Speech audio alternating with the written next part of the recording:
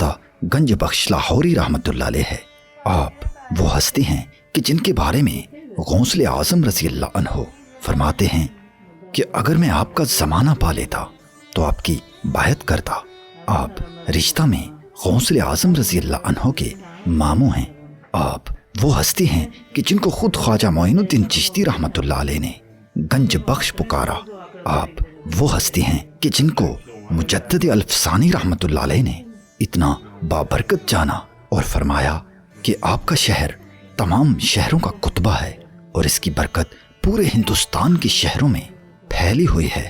آپ کے متعلق اشرف علی تھانوی رحمت اللہ علیہ نے فرمایا کہ جب میں آپ کے روضہ پر گیا تو دیکھا کہ فرشتے آپ کی قبر انور پر صف باندھے کھڑے ہیں۔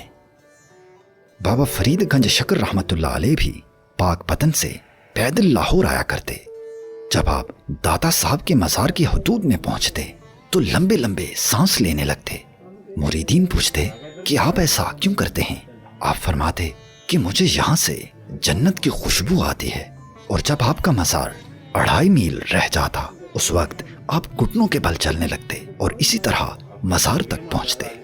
علامہ محمد اقبال قلندر لاہوری رحمت اللہ علیہ بھی آپ سے بڑی محبت رکھتے تھے۔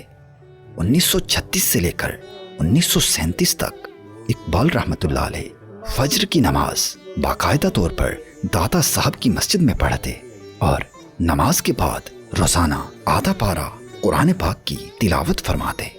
پھر طبیعت کی ناسازی کی وجہ سے آخر عمر میں جانا ترک کیا۔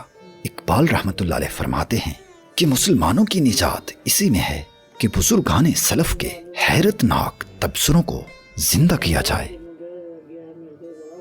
ناظرین اکرام، داتا گنج بخش علی حجویری رحمت اللہ علیہ کی زندگی کے متعلق کتابوں میں کچھ زیادہ معلومات نہیں ملتی، البتہ جو معلومات میسر ہیں وہ پیش کرتے ہیں۔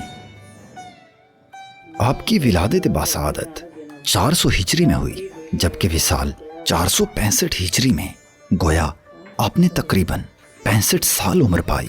آپ کے زمانہ کا تعین اس اعتبار سے کیا جا سکتا ہے کہ آپ غوث اعظم رضی اللہ عنہ سے 70 سال پہلے پیدا ہوئے۔